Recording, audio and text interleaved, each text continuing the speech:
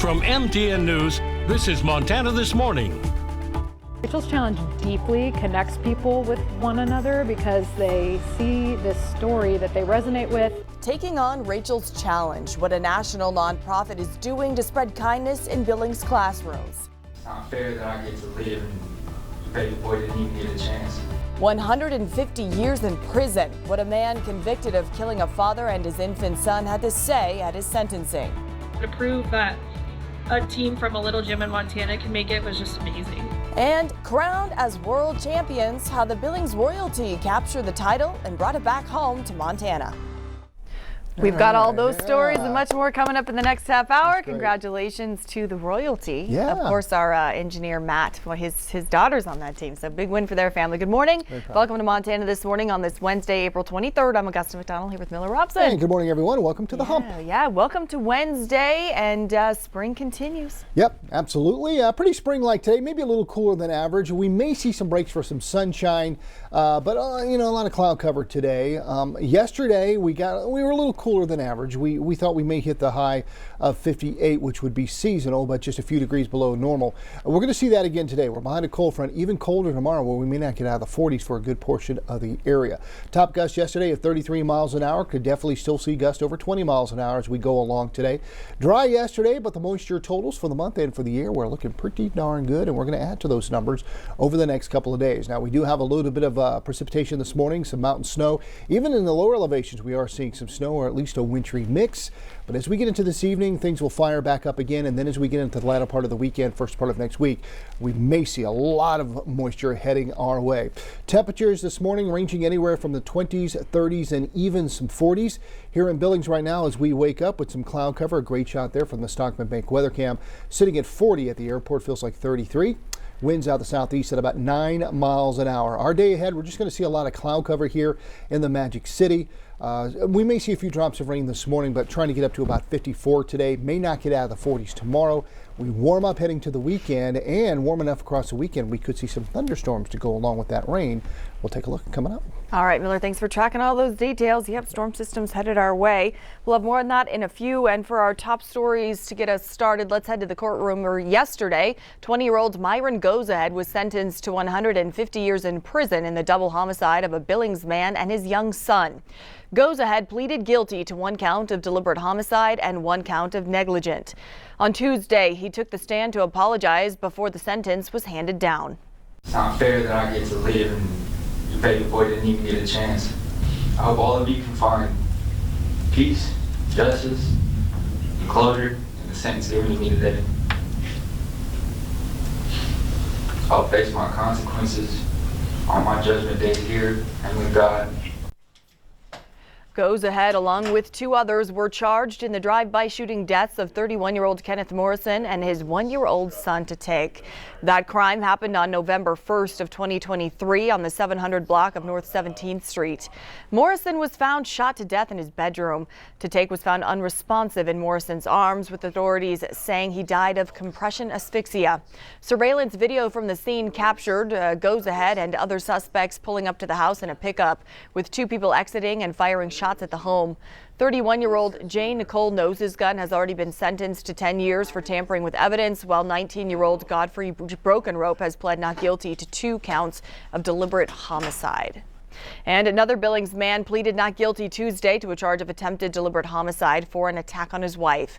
44-year-old Jesse John Strack was arrested Friday last week after police were sent to a home on Wyoming Avenue for a report of a possible overdose. Upon arriving, police say they found a 46-year-old woman unresponsive with a broken neck and her carotid arteries dissected. Strack claimed the woman had hit him several times before she was injured and suggested she likely fell. Strack said he found her by a bathtub and tried to revive her with water before calling 911. However, detectives quickly determined her injuries did not align with an overdose. Toxicology reports showed no illegal drugs in her system, and surveillance video showed the 2 in a physical fight before the 911 call. Strack's bond has been set at $500,000.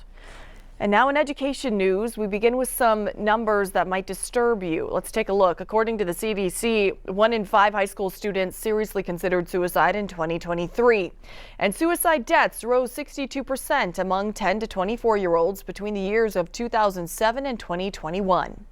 All of this is in addition to at least 400 school shootings in the United States over the past 25 years.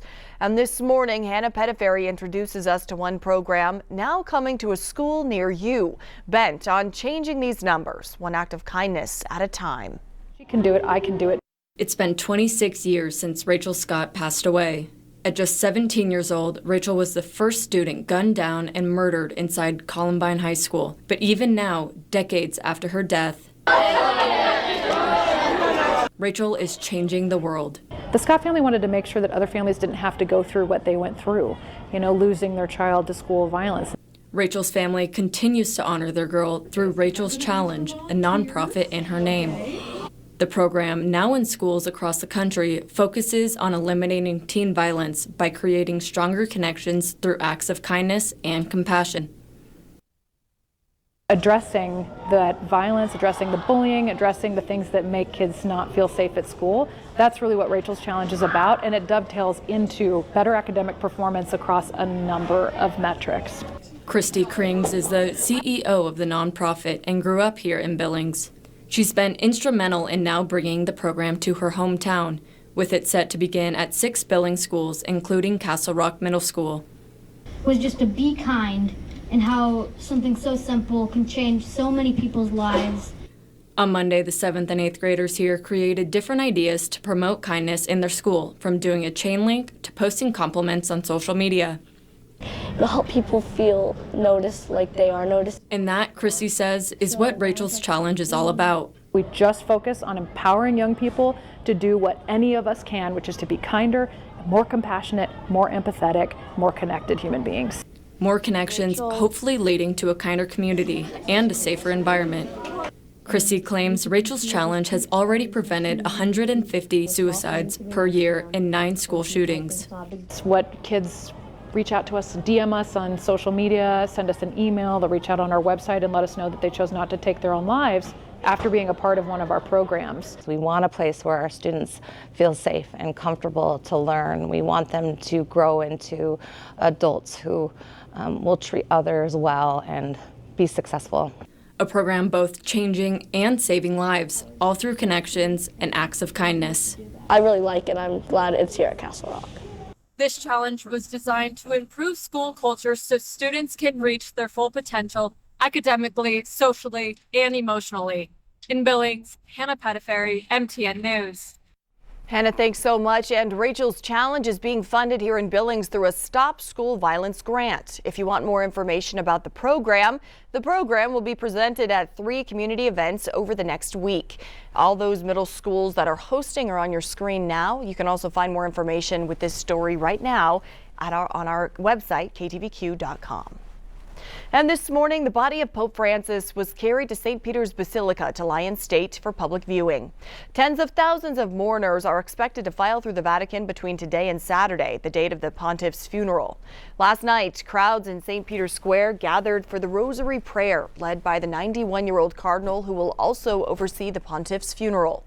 Rosary prayers were also held Tuesday at Rome's Basilica of St. Mary's Major, where preparations are underway for the Pope's burial there.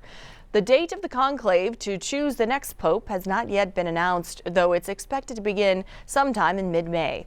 Meanwhile, the White House says President Trump will depart Washington on Friday to travel to the Pope's funeral. He'll return Saturday night. In other national news, Elon Musk says he'll significantly scale back from his work with the Department of Government Efficiency next month to focus on his car company.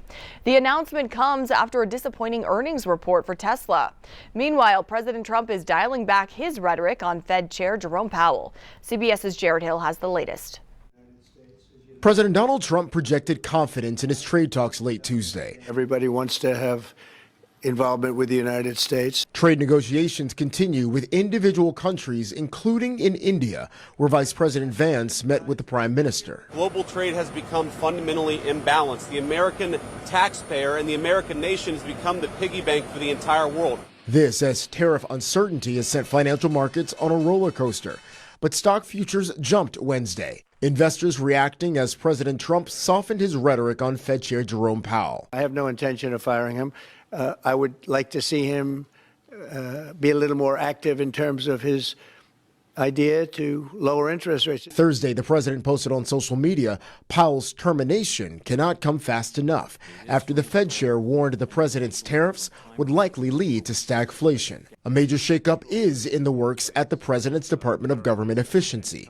Elon Musk announced Tuesday he'll pull back from Doge to focus on Tesla. So I think I'll continue to spend, a day or two per week on government matters for as long as the president would like me to do so. The EV company's latest earnings showed profits dropped 71% in the first 3 months of the year. Jared Hill, CBS News. And back here in Billings, excitement is in the air as the Special Olympics of Montana are getting ready for the return of the state games here in Billings. Do have family members who have participated in Special Olympics, and this has been one of the highlights of their lives. 15 volunteers gathered Tuesday morning to sort through 1,700 t-shirts for Special Olympics Montana athletes, unified partners, and registered volunteers. With so many volunteers on hand, they made quick work of the process, finishing it all up in 2 hours instead of the allotted 8. One volunteer, Brittany Jensen, has been helping out at Special Olympics Montana for 8 years. She says she enjoys witnessing the resilience of these athletes and the support they have for each other. And Jensen has a special connection to the games. Her sister competed growing up. It's always been something that has been super meaningful to me, and it just makes me feel close to her when I get to volunteer and I get to just see all the joy and the love of people. Special Olympics Montana will need more than 1,000 volunteers for the games, which run from May 14th through the 16th. If you're interested in volunteering, you can check out this story at ktvq.com and on our Q2 Facebook page.